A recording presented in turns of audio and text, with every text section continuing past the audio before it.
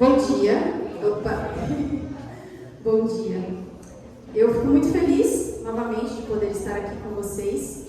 É um grande privilégio receber esses convites, porque eu gosto muito de estar nessa igreja. E eu quero começar falando para vocês a respeito de um jogo. É um jogo que eu, como professora, já fiz algumas vezes em escola. Eu sei que em algumas confraternizações, às vezes ele acontece.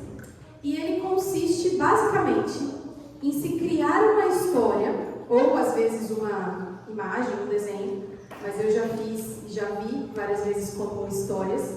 Criar uma história onde cada pessoa que está participando ali do jogo precisa criar uma frase.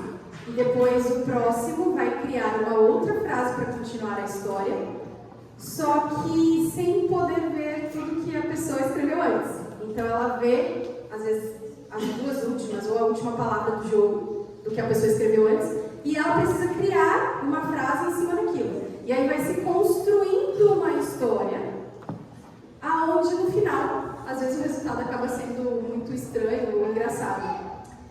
E eu encontrei uma história pequenininha, curtinha, que fez parte desse jogo. Ela foi criada através de um jogo, de uma dinâmica como essa. Eu quero ler para vocês. E dizia assim, tá? São algumas frases curtinhas que vieram montando a história. Dizia da seguinte forma: era uma noite de festa. O gato preto da vizinha desapareceu e no mesmo instante a luz piscou 3 vezes. No rádio, alguém repetia sem parar: não abra a porta. Claro que abriram. Atrás da porta havia um espelho e dentro do espelho uma festa. As pessoas dançavam, mas ninguém tinha rosto. Um dos convidados levantou um brinde e disse: ao futuro, que já aconteceu ontem. Ninguém entendeu, mas todos riram, até o espelho rachar e o som sumir. No dia seguinte, só restava o gato, dormindo sobre os cacos, com um bilhete pendurado no pescoço. Obrigado pela festa. Ao todo foram 11 autores que criaram essa história sem pé na cabeça. Muito engraçado, mas cada pessoa que escrevia a frase seguinte só poderia ver apenas uma palavra da frase anterior. E a história foi criada dessa forma. Uma história com vários autores. Será que isso é uma coisa boa? Será que é uma boa ideia? Como uma boa professora, eu gostaria de começar hoje com uma pergunta. Todo professor gosta de fazer isso, né? Vamos começar a aula hoje com uma pergunta. Vamos começar a palestra hoje com uma pergunta. Vamos começar o assunto hoje com uma pergunta. E como escritora, a pergunta que eu tenho para fazer para vocês é muito importante. Quem é o autor da sua história? Já parou para refletir nisso? Toda vida é uma história. Ou você está escrevendo a sua, ou você está deixando que alguém a escreva. Alguns capítulos são alegres, alguns capítulos são tristes, alguns são confusos, outros bagunçados, e algumas vezes nós não entendemos o que está acontecendo na história, mas existe um autor. Existe um autor que deseja assumir a caneta da nossa história e transformar o rumo que nossa história tem tomado em todos os dias da nossa vida. A Bíblia nos apresenta esse autor, então eu quero convidar vocês para abrirem comigo a Bíblia na nossa primeira passagem de hoje, que se encontra em Hebreus 12, nos versículos de 1 a 3. Hebreus 12, os versos de 1 a 3, é o que nós vamos ler hoje.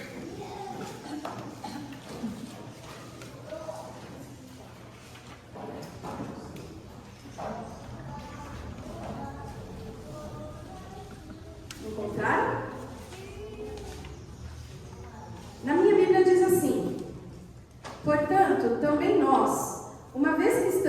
rodeados por tão grande nuvem de testemunhas, livremos-nos de tudo o que nos atrapalha e do pecado que nos envolve, e corramos com perseverança a corrida que nos é proposta, tendo os olhos fitos em Jesus, o quê? Autor e consumador da nossa fé. Ele, pela alegria que lhe fora proposta, suportou a cruz, desprezando a vergonha, e assentou-se à direita do trono de Deus.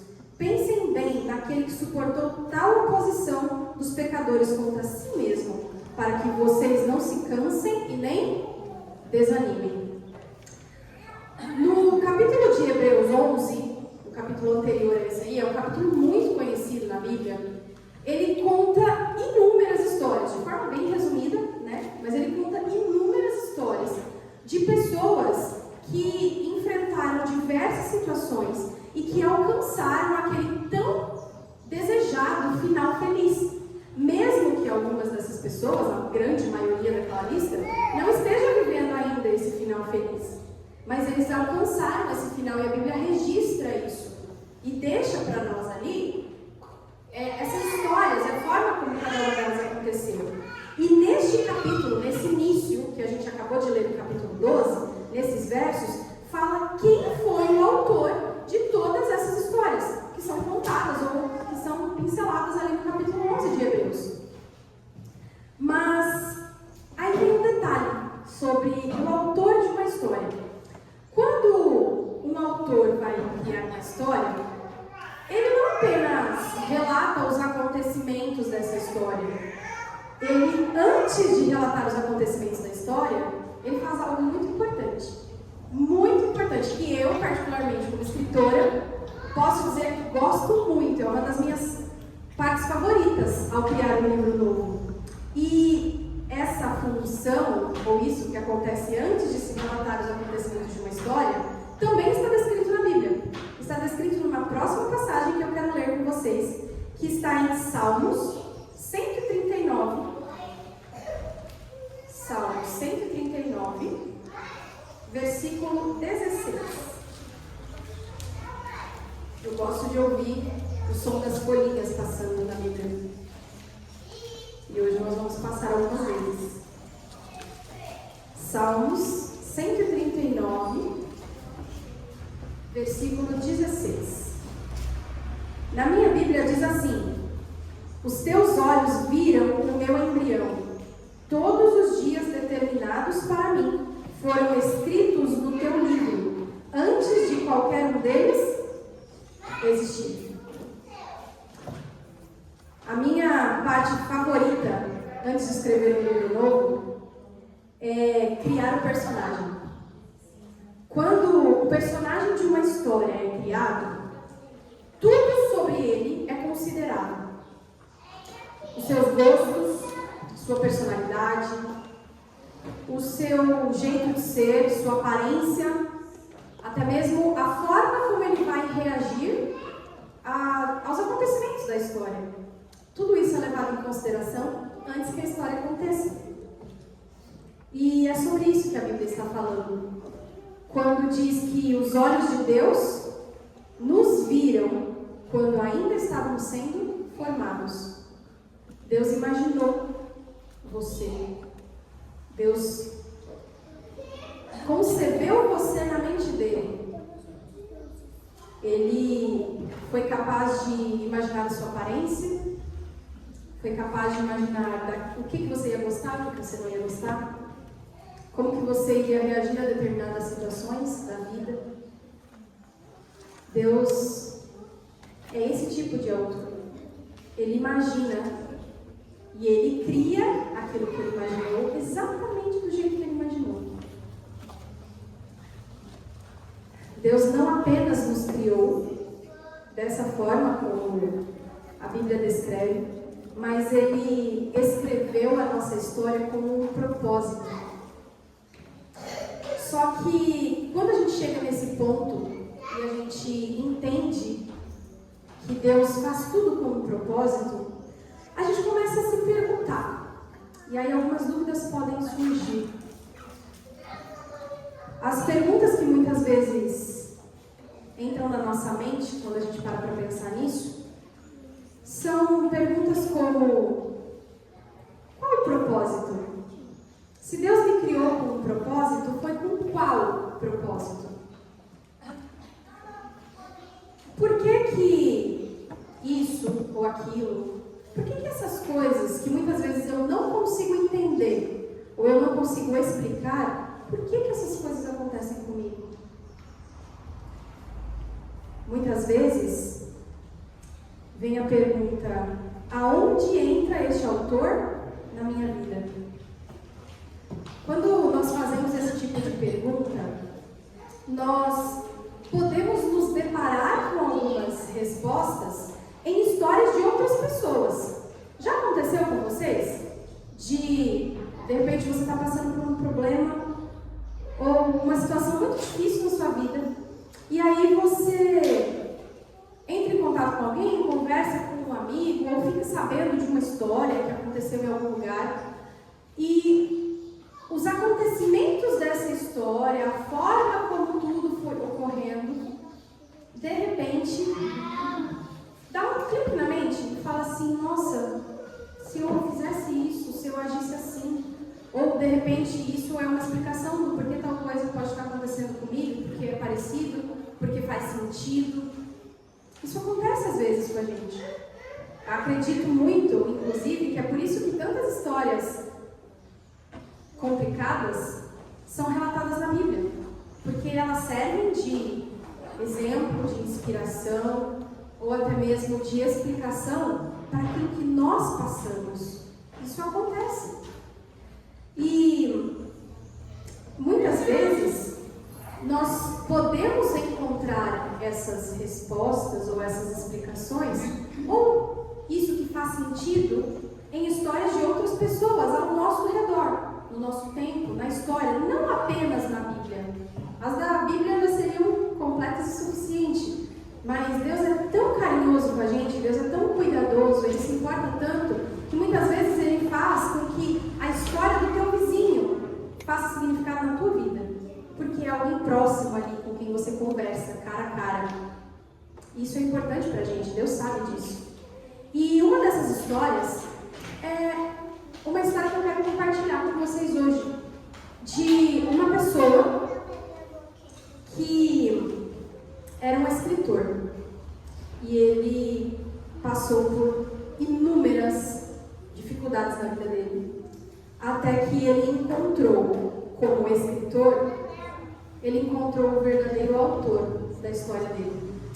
Esse autor, esse escritor de quem eu estou falando, talvez você já tenha ouvido falar dele, ou talvez você não faça a mínima ideia de quem ele é. Mas o fato é que ele foi um dos maiores autores cristãos da época dele e até hoje. E eu estou falando de C.S. Lewis. Quem aqui já ouviu falar de C.S. Lewis? Várias pessoas conhecem. Lewis, ele nasceu num lar cristão, só que ele perdeu a mãe muito cedo. Então aquela referência que ele tinha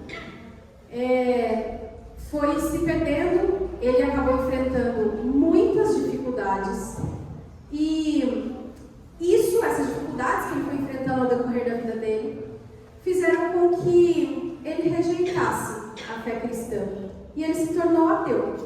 Ele se dizia um racionalista, e ele era professor em Oxford.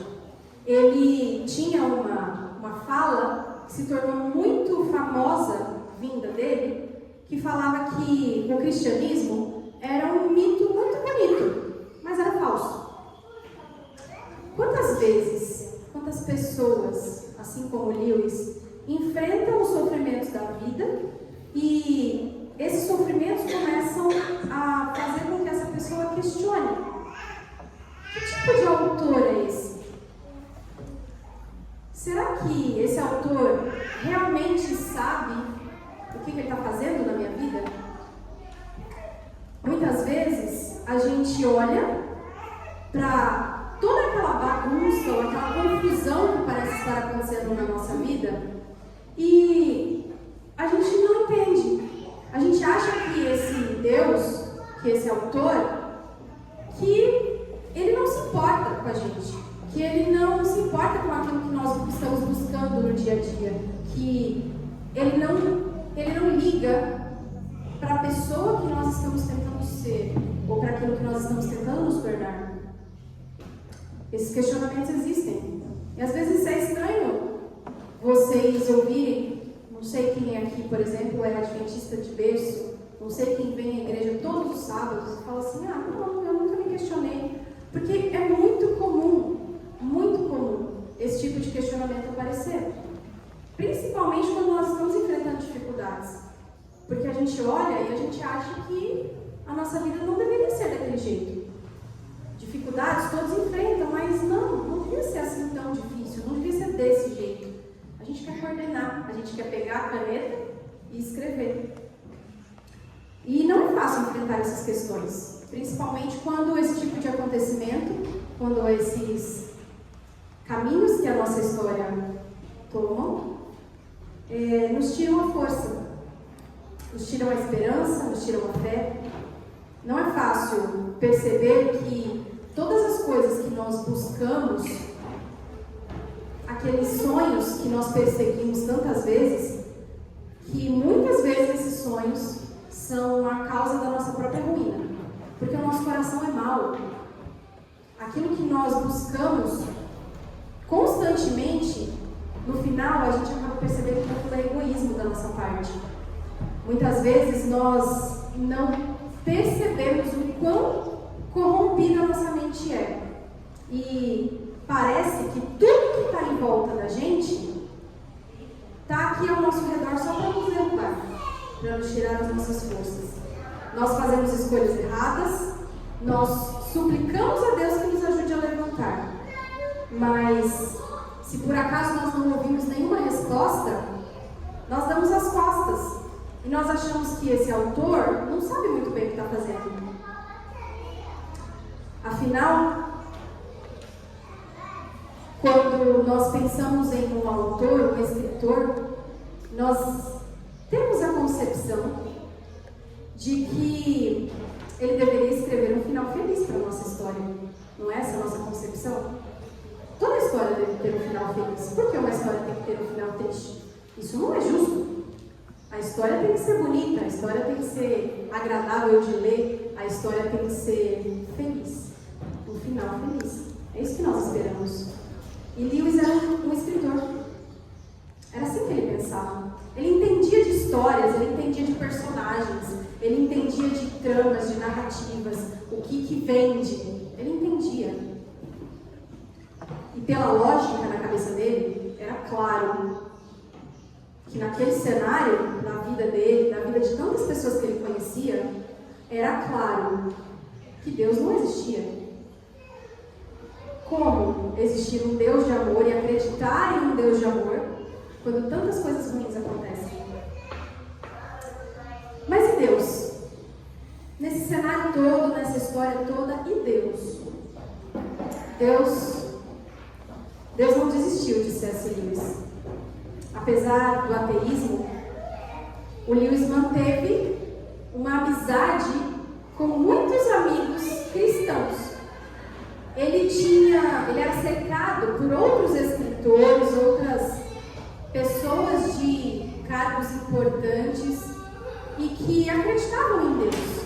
E ele não se privava, por exemplo, das conversas que muitas vezes surgem entre pessoas que acreditam em Deus e pessoas que não acreditam em Deus. Porque surgem conversas assim. Muitas vezes a gente fala assim, não, eu não vou discutir com tal pessoa que acredita muito diferente de mim, porque essa discussão não vai dar em nada.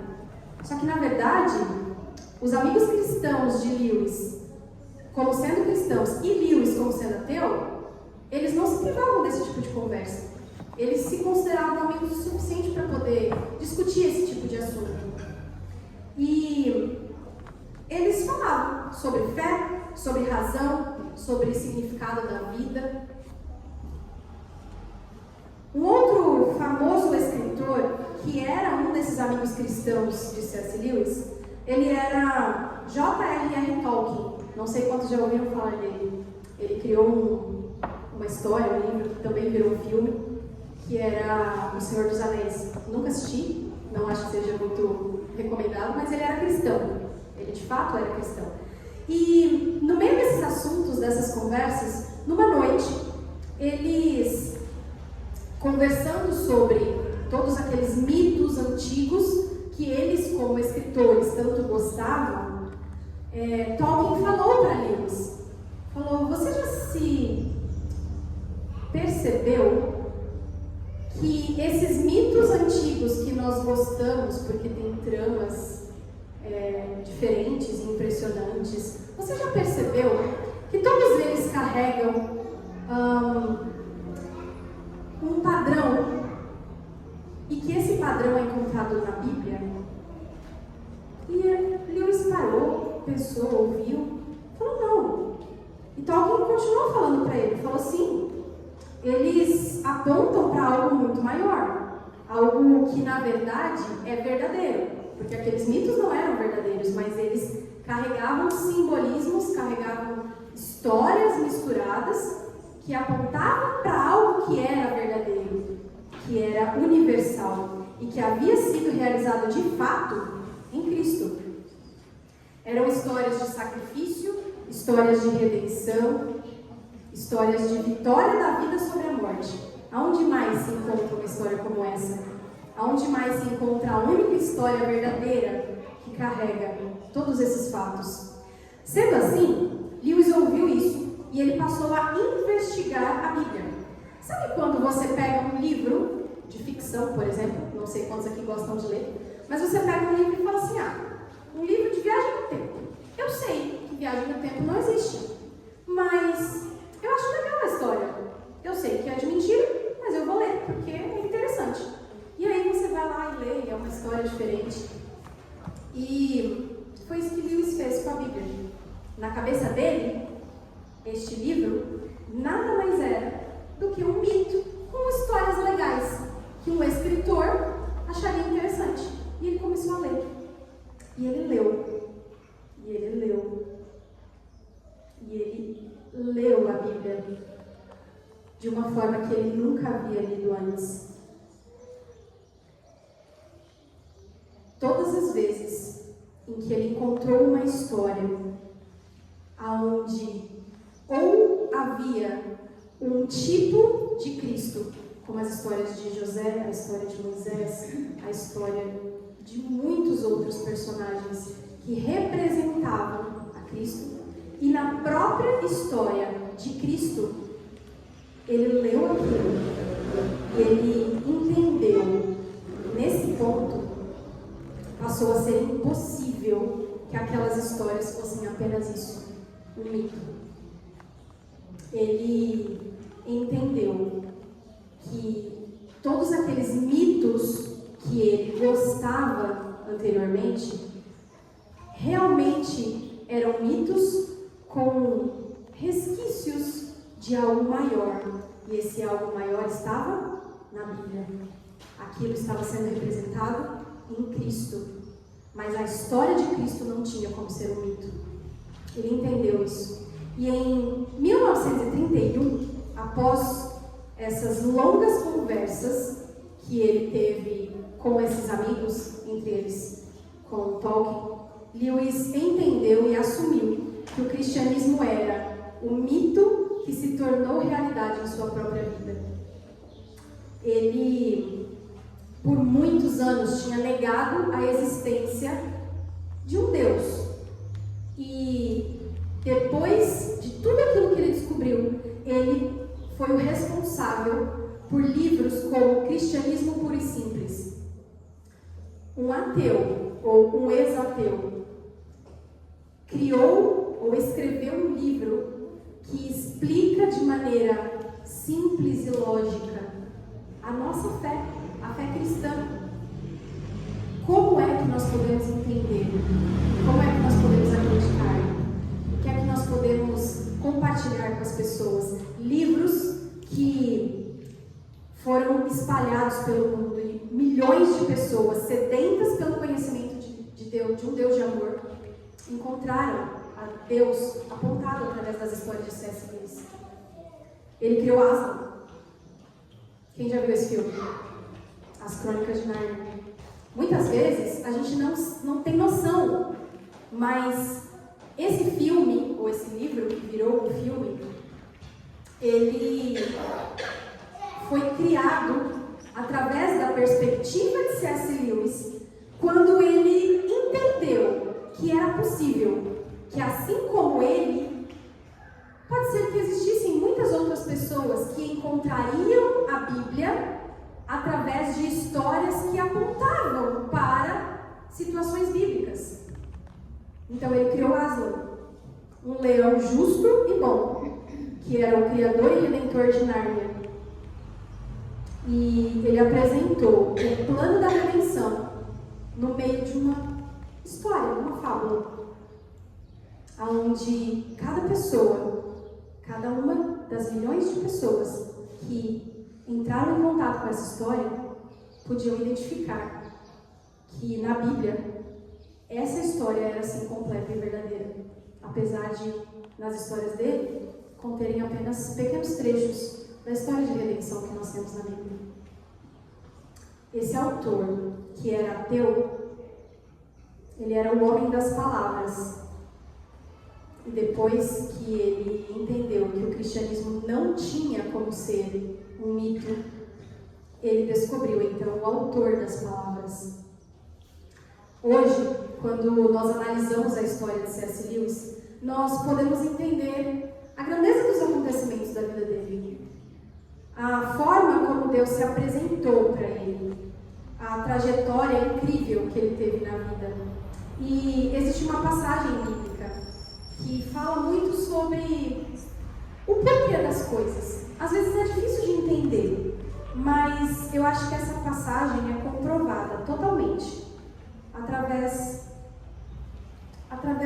de histórias como essas. E eu quero que vocês leiam comigo. Romanos, capítulo 8, versículo 28. Romanos é um livro que eu gosto muito. E todas as vezes que nós pegamos um verso para ler ali, nós conseguimos encontrar verdades muito profundas. E essa verdade de por que muitas vezes a nossa história toma trajetórias que a gente nem imaginaria o motivo, essa explicação para mim é muito clara em Romanos 8, versículo 28. Na minha Bíblia diz assim: sabemos que Deus age em todas as coisas para o bem daqueles que o amam, dos que foram chamados de acordo com o seu propósito. Mesmo os capítulos mais sombrios da vida de Lewis foram usados por Deus para levá-lo à luz. Talvez hoje você olhe para a sua vida e você ache que não existem mais páginas em branco para serem escritas. Talvez você, como Lewis, olhe para tudo aquilo que já aconteceu e fale: não, está bagunçado demais, está difícil demais, eu não estou entendendo nada, já acabou, não tem mais o que fazer. Eu não sei se tem alguém aqui hoje com tantos questionamentos, por exemplo, como Lewis tinha. Eu não sei. Mas eu acredito que se esse é o seu caso, então eu tenho fé de que Deus me trouxe aqui hoje para dizer para você que Ele ainda segura a caneta. Deus ainda segura a caneta. Porque quando eu olho para a minha vida, milhares de perguntas vêm à mente. Milhares. Se eu paro para olhar para trás, eu questiono. Por quê? Por que aquela escolha e não a outra? Por que esse caminho e não o outro? Inúmeros arrependimentos, inúmeras dores, mágoas e incertezas. É difícil lidar com isso, porque cada um sabe tudo aquilo que já enfrentou na vida. E a gente sabe que não é fácil. Parece inevitável nesses momentos perguntar: cadê o meu final feliz? Cadê o autor da minha vida que deveria escrever um final maravilhoso para mim? Cadê? Mas é nessas horas que nós precisamos nos apegar a uma promessa perfeita.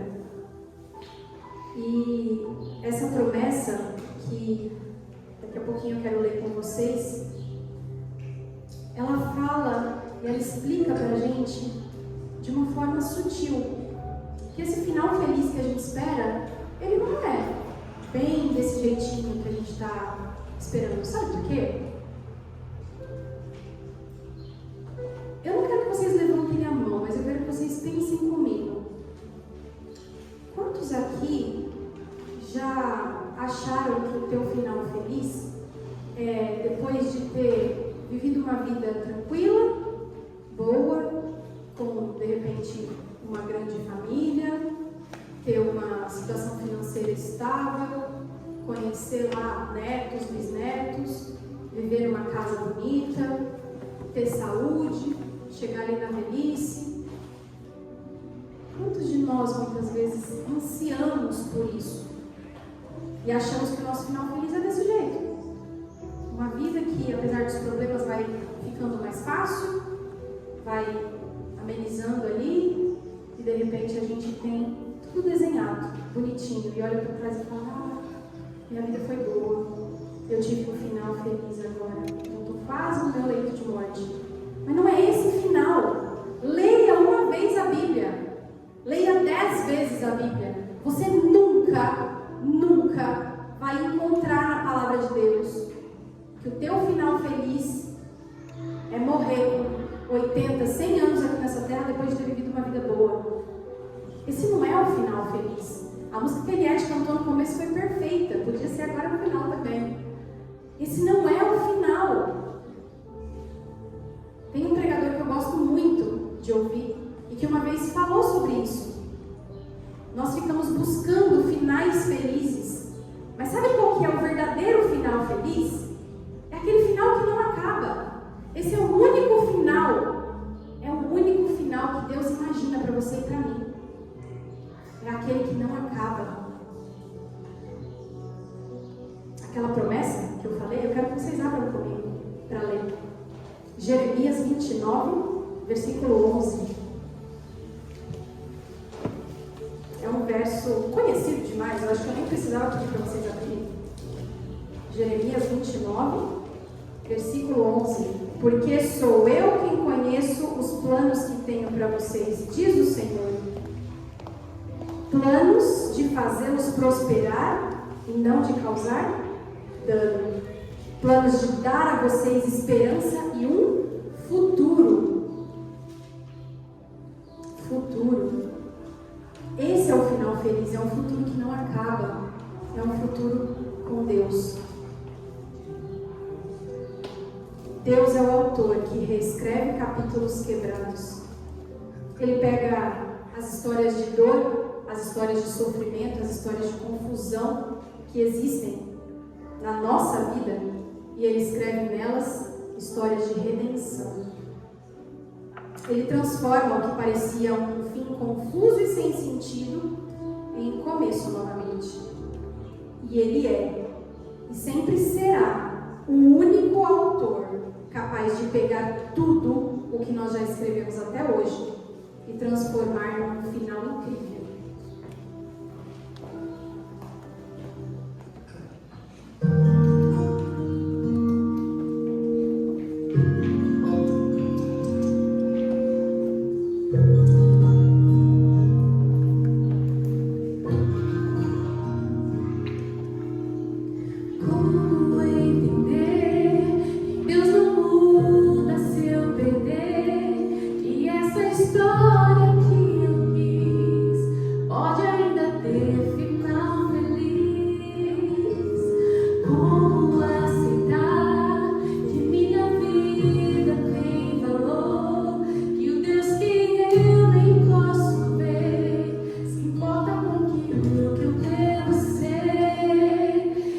Tudo que eu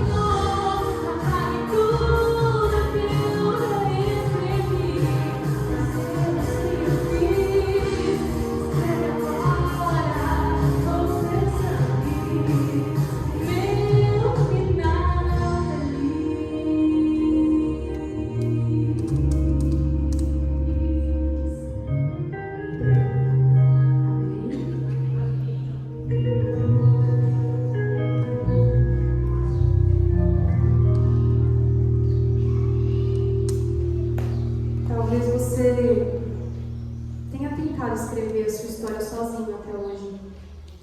Talvez você tenha se perdido nos capítulos de culpa, dor, sofrimento. Talvez, como Lewis, tenha se perguntado se esse Deus realmente se importa. Mas hoje o autor da tua vida te chama. Ele está pedindo que você dê a ele as páginas em branco, que ainda tem. Todos nós temos páginas em branco. Todos nós temos algo ainda para ser escrito na nossa história. Ele estende as mãos dele com as marcas e mostra que com essas marcas ele quer escrever o seu final. Porque para Deus, como eu falei antes, o único final feliz é aquele onde a nossa história não acaba. Nosso final feliz é viver com Ele na eternidade. Se você acredita nisso, fique em pé. Vamos orar juntos.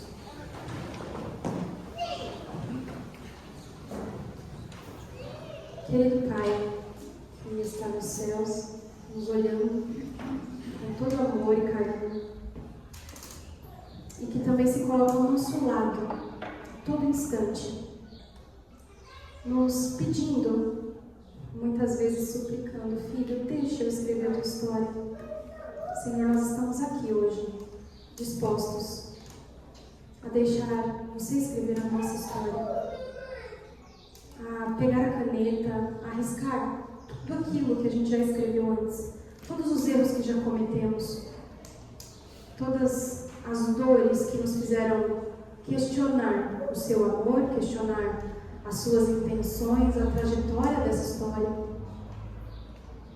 Nós estamos aqui dispostos a deixar que o Senhor escreva aqueles versos, aquelas palavras que podem servir de inspiração e de lições para tantas pessoas ao nosso redor.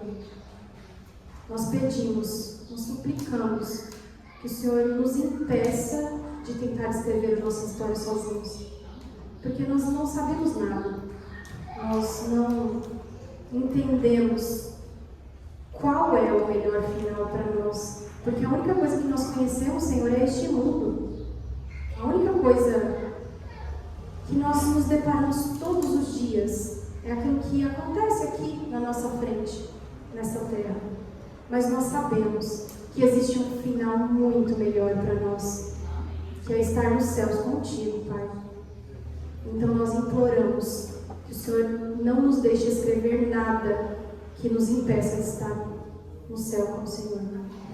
Por favor, é isso que nós pedimos hoje, todos os dias da nossa vida. Em nome e por amor de Jesus, que morreu na cruz por nós. Amém.